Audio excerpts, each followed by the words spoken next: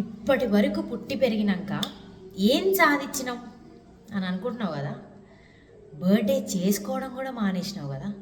లైఫ్లో ఏం జరగలేదు అని ఫీల్ అవుతున్నావుగా. ఇంకా సరే, ఒక్క సెకండ్ ఆగు.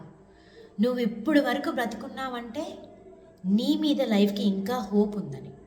నీ చాప్టర్ ఇంకా క్లోజ్ కాలేదంటే there is something bigger waiting for you అని. నువ్వు చేసిన స్ట్రగుల్స్, నువ్వు ఏడ్చిన నైట్స్, నువ్వు సైలెంట్గా ఫైట్ చేసిన బ్యాటిల్స్ ఎవ్వరికీ కనపడకపోయినా అవి నీ స్ట్రెంగ్త్ని బిల్డ్ చేశాయి. అవునా కాదా? కొన్ని రోజులు ఓడిపోయావు, కొన్ని రోజులు బ్రేక్ అయిపోయావు, కానీ కంప్లీట్గా ఏదీ అయిపోలేదు. వింటున్నావా?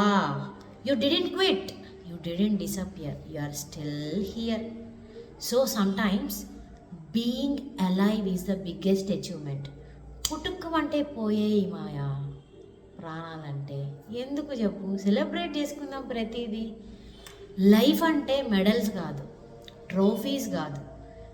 ఇప్పుడు నువ్వు ఉన్నావంటే అదే విక్టరీ. కాబట్టి నేనేం సాధించలేదు అని బర్త్డే స్కిప్ చేయకు. ఈరోజు కేక్ కోయడం కాదు సెలబ్రేషన్ చేయడం అంటే.